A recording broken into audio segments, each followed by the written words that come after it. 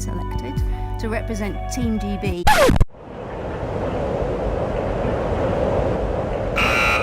You need 3 to be in the top 3 to qualify a team for Tokyo, and this is the first time it's been so early in the Olympic cycle that we can qualify a team. So what additional pressure does that add on you guys? I think, it's always going to be difficult heading into a World Championships and thinking, right, we can qualify a team here. It's a daunting prospect, but it's entirely possible. Our aim is to come top 5 this time, but we can definitely push for a medal. We've got Japan, China, Russia there that are our main ones, and America as well. But anything can happen. It's all down to today. We've been putting in the work, and it might just happen. Yeah, for sure. We've been working on our consistency in the gym. So obviously that's the main part in the sport. So we're just gonna keep going out there, showing us routine, and then the result will come from that. It's a bit of to me, it seems a bit of a mad qualification process in general when an American female gymnast has opted not to compete in the World Championships because she thinks she's more likely to be able to get in the American team by not competing in this World Championships and by doing the World Cups next year. Is it a bit of a convoluted process this time?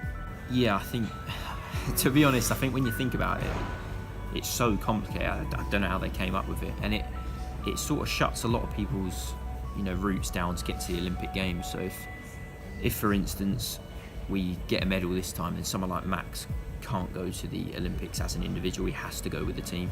But if it's the other way around, if he chose not to and went the individual route and didn't quite make it individually, he could still make it with the team. So it's a difficult one. You either have to sacrifice being in the team this time round and try and go individually, or the other way around. It's a confusing one, but it's still got its perks, and everyone gets a chance.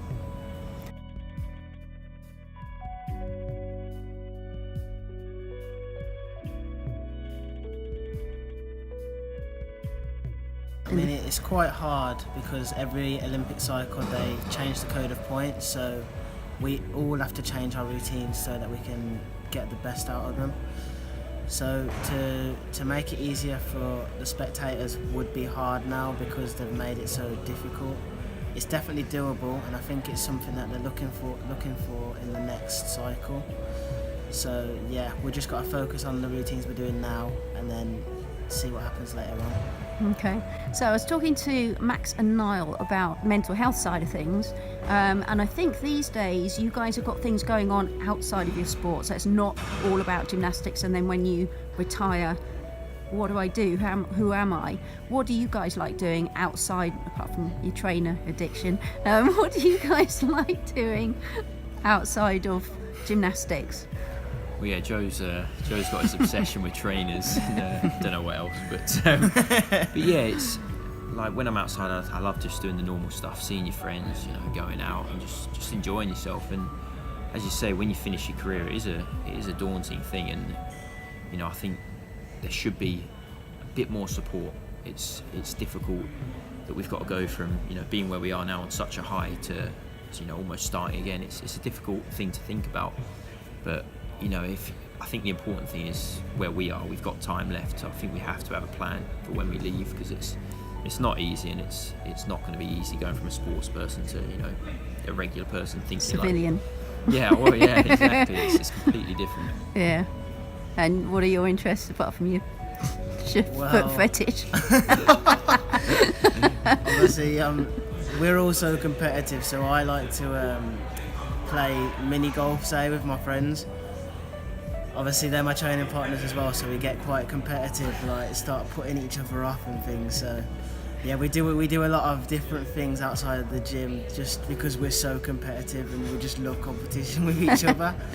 So yeah, we play FIFA and all sorts. But I love the sport, so I think potentially I would be in the sport for the rest of my life, like with coaching and stuff. So okay. It's definitely something I've always enjoyed. So I will potentially see where that takes me. Quite right. I mean, it is the best sport after all, which we all know. 100%. The hardest, but the best. Yeah, exactly. Well, this is why it's so good with social media. Gymnastics is made for that, and I think that's what's helped British gymnastics to grow. So how do you both use your social media channels? It's a difficult question, really. I mean, it's not for anything in particular. It's not to gain followers and look the best. It's just sort of, gymnastics is a bit of a obscure sport. Not a lot of people understand it, and what we think might be impressive to a youngster. I mean, I was in the gym the other day and I was coaching some little kids, and before I started, I was doing loads of stuff on the high bar, releasing catches, and then all they wanted to see was a somersault on the floor. And I thought, you were watching me do that earlier, and for social media, it's nice to show people what we're doing and what the sport can have to offer, and trying to get young kids engaged. Really, I think is the most important thing to keep gymnastics alive and keep it interesting. Yeah, for sure. I think it's for inspiration. Getting as many little kids involved in the sport, for sure. Like, there's so many little kids that want to learn how to do a somersault, how to do a handstand. So why not show them what we do on a day-to-day basis? And I don't do it to gain anything. It's more I'm proud of something, so I want to showcase that.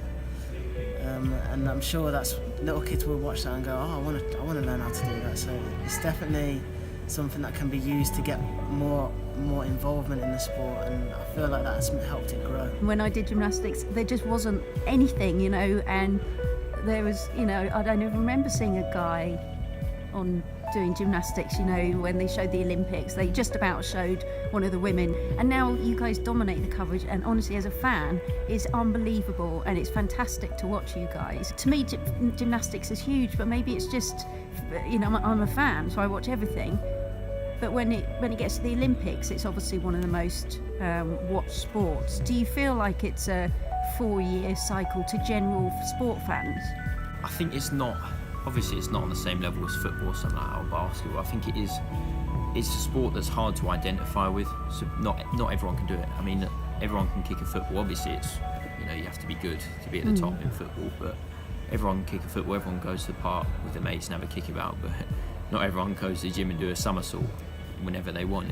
It's difficult to identify with, and I think that's the reason why it's sort of there's not so much interest in it. There's a lot, but it's not as big as it could be. Okay, would you agree with that? I think because it's football is how many goals it is, that's the winner. So, but gymnastics, like we're going back to the earlier question, like it's hard for people to understand who won and why they won. So that's why people are like, oh, I didn't expect him to win, or like they just don't understand the sport as much.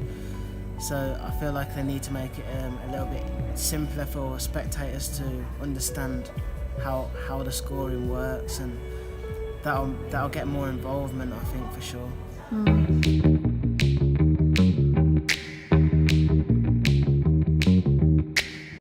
It's quite interesting because I think gymnastics is such a good base for other sports. So my little godson, Ollie, he started trying to do gymnastics, but he didn't like being all neat and pointing his toes and things like that. So I pointed him in the direction of parkour, and it's got that kind of feel to it. And I just think that's why it's one of the best sports to do when you're a kid, because you can do lots of things. I've got another friend, Nick Danes, who's one of the first GB men's gymnasts. He's now a stuntman, and he was in Harry Potter. He was flying one of those broomsticks. Not that they're real. Sorry to let you down there, guys, but they're not actually real. But he does that, and he does James Bond films and that sort of thing as well. I just think there's so many. I was actually a stunt person in one film. It's the worst film ever. What was it? No, it was awful. What was it? It was ages ago. I don't think it was called Bull Dance, and it was about these. No, exactly. Honestly, it's the worst film. I watched it back recently. It was just the worst thing you've ever seen. We were in this big dungeon thing, and they had these rubbish equipment, and I just did the most simple routines ever. I had a slow motion bar routine on it with a black wig stuck on my head with sellotape. It was mad. Anyway, that was Still in the film. That's pretty cool. Do you know it was on Netflix? Really? Years ago. You've made it. Honestly, no. It was awful. Jenny, huge improvement. But generally, pretty damn good session. All right. Yeah. Okay, the grandmas. Grandma. I'm your grandma. Let's go. Your grandma. Oh, get over here. Get a gym, maybe.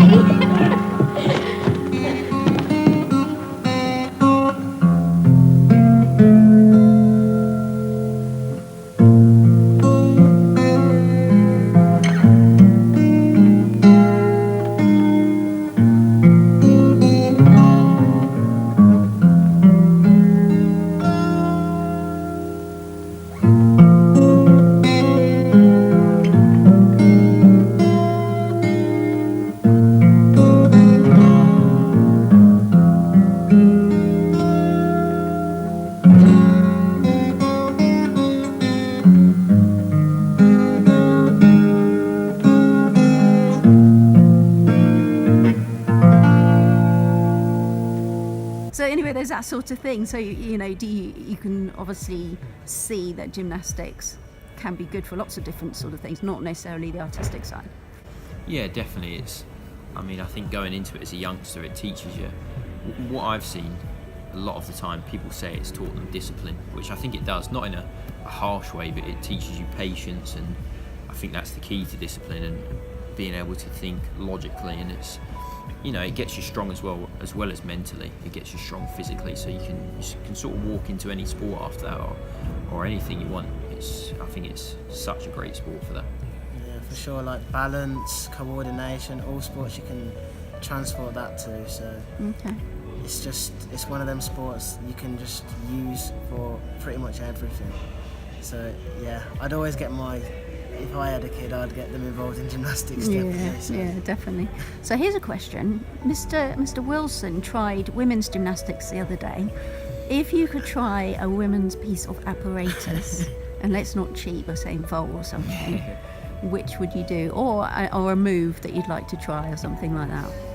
I'd probably go on the A-bars, because the beam's too scary. Oh, I couldn't imagine that's too dangerous. Probably the bars, at least you can hold on. Yeah. Yeah. I'd want to try and do like bottom bar to top bar, or top bar to bottom bar, one of them ones. Okay.